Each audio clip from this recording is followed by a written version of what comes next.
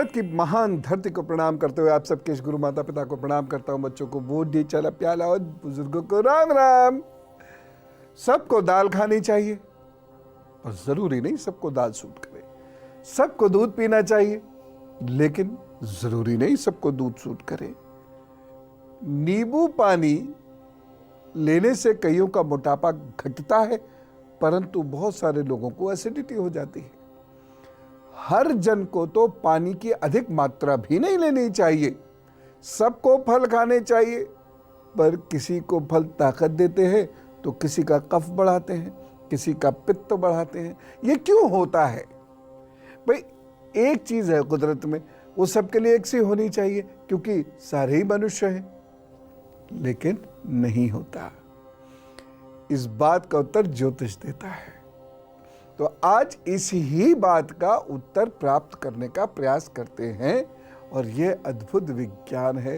ये हमें बहुत सरलता से समझाएगा कि क्यों सबको कुछ भी नहीं खा लेना चाहिए। और हम हाथ, जो हमारी पैथोलॉजी है, इसे मैं लोकल पैथोलॉजी कहता हूँ, इसकी मदद से हम ये जान जाएंगे कि हमें कौन सा भोजन सूट करेगा। क्योंकि यदि आपका भोजन खराब है तो आप निश्चित रूप से गंभीर बीमारी के शिकार होंगे। इसलिए आपको कौन सा भोजन सूट करता है ये जान लीजिए। आपका हाथ मोटा है, यदि मोटा है आपका हाथ, ऐसे ऐसे गोल गोल मोटा मोटा, तो आपको वात अधिक है। यदि आपके हाथ पतले हैं शरीर के अनुपात में, यदि आपका हाथ पतला है तो पित्त अधिक है। और आपका हाथ मोटा भी है और पिलपिला भी है, मोटा और पिलपिला, तो वात और कफ दोनों कुपित होंगे। अभी पहले हाथ को समझ लीजिए, फिर अपनी प्रकृति और अपने शरीर को जान लीजिए, फिर हम बात करेंगे कि किस तरह का भोजन करें या किस तरीके के भोजन को हम छोड़ दें। देखिए, यदि हाथ की उंगलियां पिलपिली हैं और किसी ओर झुक जाती है या पीछे की ओर बड़े आसानी से चली जाती है या ऐसे ऐसे या इधर इधर इधर वो घूमती फिरती है, यानी बहुत पिलपिली है, तो ऐसे लोगों को सांस, फेफड़ों, लिवर और स्प्लीन की बीमारी से बचाने वाला भोजन करना चाहिए। यानी आपको ठंडी खट्टी चीजें नहीं लेनी है। यदि ऐसे हाथों में गांठें ना हो तो व्यक्ति को बहुत मेहनत करनी पड़ेगी खुद को दुरुस्त रखने के लिए, स्वस्थ रखने के लिए। और ऐसे लोगों को बहुत समय से बेहद परहेजी भोजन लेना होगा, अन्यथा 35 वर्ष के उपरांत पेट, सर और फेफड़ों की बीमारियां आपको पकड़ सकती हैं।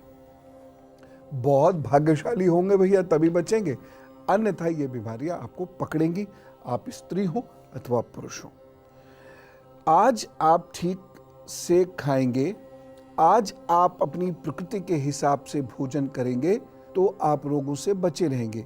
अन्यथा क्या होगा, आज शायद ये रोग आपको परेशान ना करे लेकिन 35 वर्ष के बाद करेंगे। यही कारण है कि कुछ बीमारियां आसानी से ठीक नहीं होती हैं, देखने में बहुत छोटी लगती हैं क्योंकि उनका जेस्टेशन पीरियड बहुत लंबा होता है। यानी वो हमें पता नहीं है लेकिन धीरे धीरे धीरे धीरे वो हमें खोखला करती चले। यानी एक छोटा सा छेद धीरे धीरे धीरे धीरे जैसे बड़ा हो जाता है, जब बहुत बड़ा हो जाता है तो परेशान करना शुरू करता है।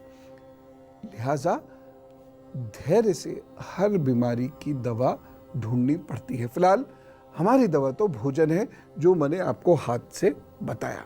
अब बृहस्पति का क्षेत्र, यदि बृहस्पति का क्षेत्र उभरा हुआ है, आप चित्र में देख भी रहे हैं, पहली उंगली के नीचे वाला हिस्सा है, ये उभरा हुआ है, तो वात और कफ करने वाला भोजन थोड़ा कम कीजिए। अन्यथा आगे जाकर आपको लिवर, लंग्स दोनों की प्रॉब्लम होगी। ये आपके हृदय को भी प्रभावित करेगा। ऐसे लोगों का एलडीएल बहुत तेजी से बढ़ता है। दूसरी चीज देखिए, यदि बुध का पर्वत उभरा हुआ है, सबसे छोटी उंगली का निचला हिस्सा, अगर यह पर्वत आपका उभरा हुआ है ना, देखने से पता चल जाएगा। आप यूं करके देखेंगे तो ये जो मोटा दिखाई दे, और नहीं तो हाथ लगा के देख लीजिए, जो ऊंचा ऊंचा सा दिखाई देगा, वह उभरा हुआ है। जहाँ गड्ढा गड्ढा दिखाई देगा वो दबा हुआ है।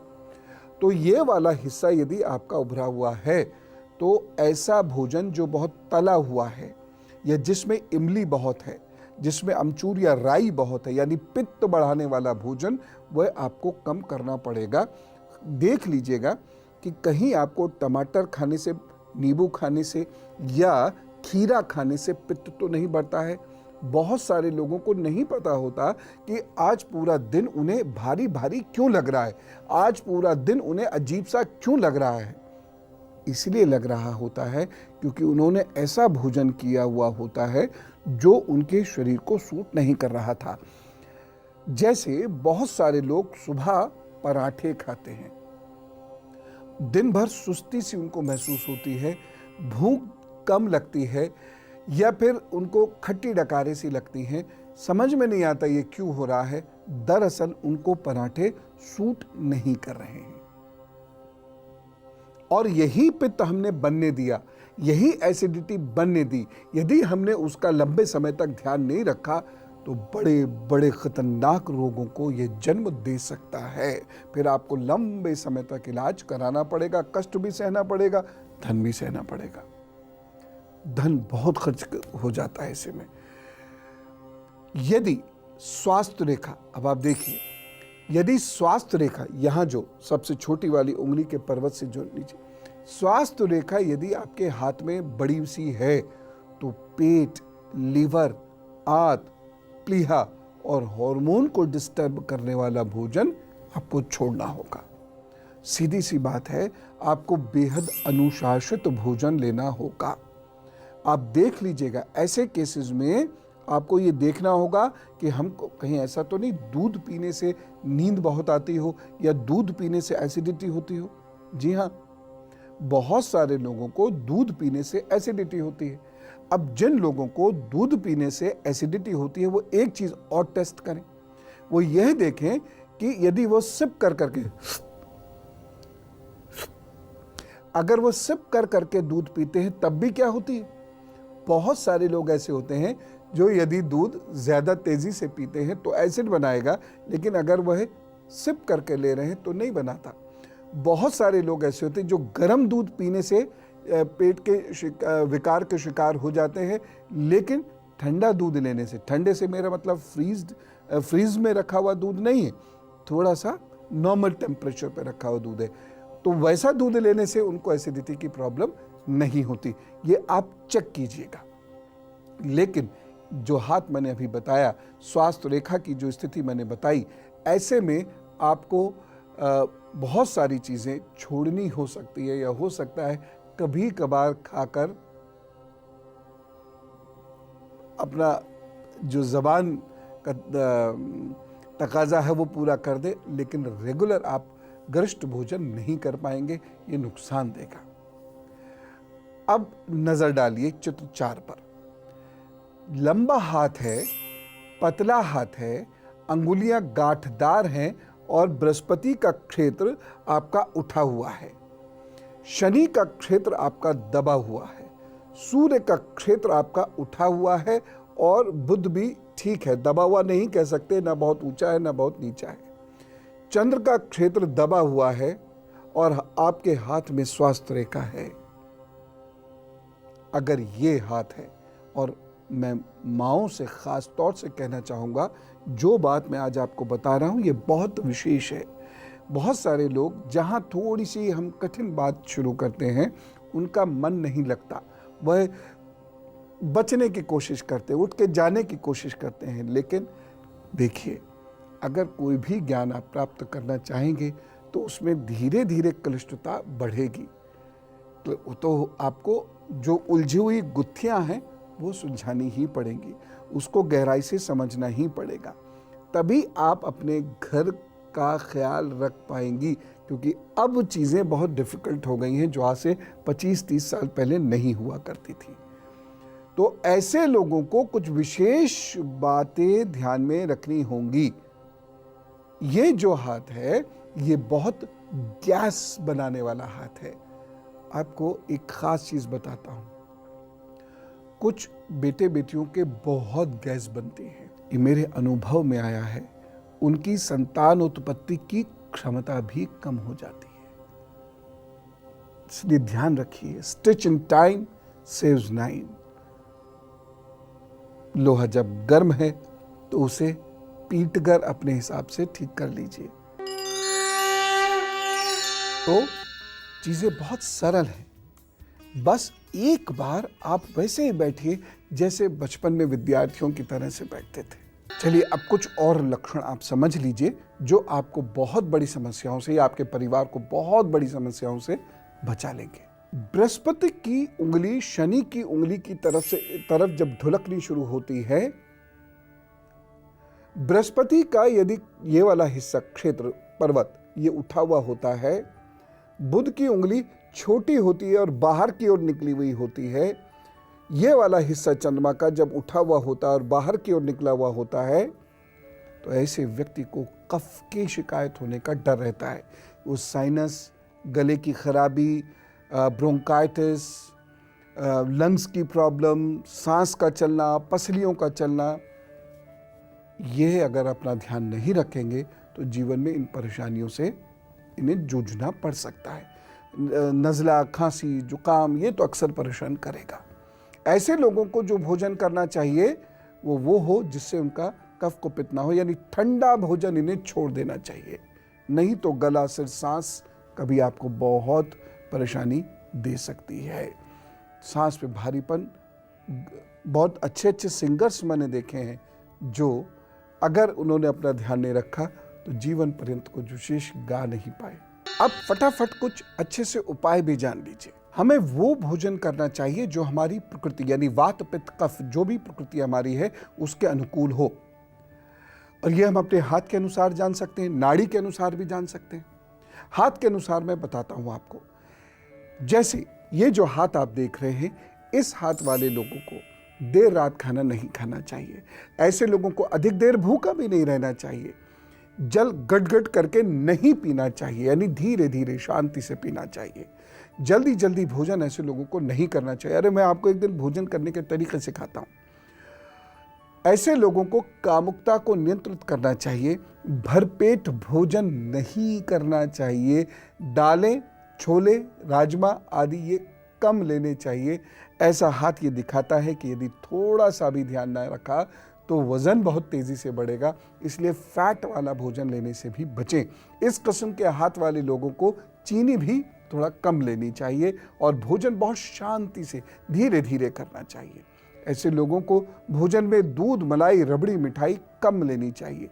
चाय, कॉफी का सेवन कम करना चाहिए और सोने से 3 घंटे पहले चाय, कॉफी का सेवन बिल्कुल नहीं करें।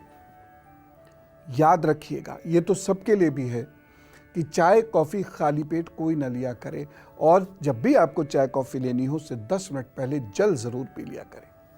ऐसे हाथ वाले लोगों को मैदा का प्रयोग बहुत कम करना चाहिए। वैसे तो सभी को बहुत कम करना चाहिए। अब यदि आपका हाथ इस प्रकार का है जो भी आपकी स्क्रीन पर दिख रहा है, तो ऐसे लोगों को शुद्ध शाकाहारी भोजन ही लेना चाहिए। 2 दिन में एक बार पतली खिचड़ी अवश्य लें। ऐसे लोग बहुत सारा भोजन एक साथ नहीं लिया करें। ठंडी चीज़ों का, खासतौर से दही और चावल का बहुत विशेष परहेज करें। सर्दियों में अजवाइन का सत्व ज़रूर ले लिया करें। इस तरह के हाथ वाले लोगों के लिए किसी भी किस्म का नशा, तंबाकू घातक सिद्ध होगी। जल का सेवन ऐसे लोगों को अधिक करना चाहिए। और अब गुरुमंत्र मैं आपको इस हाथ को दिखाना चाहता हूं। यदि ऐसा हाथ है तो भोजन के प्रति सावधान रहने की आवश्यकता है, क्योंकि यदि आप भोजन समय से नहीं करेंगे, सही नहीं करेंगे, तो सुस्ती की वजह से अपनी किस्मत से हाथ धो बैठेंगे। आप में आलस से बहुत रहेगा, हर काम को टालेंगे। इसलिए ढेर सारा भोजन एक साथ नहीं कीजिए। नींद पूरी लीजिए। अजवाइन सोते समय ज़रूर थोड़ी सी खाइए। तेल वाला भोजन, जिसमें बहुत तेल होता है, टपकने वाला, वो भोजन मत कीजिए।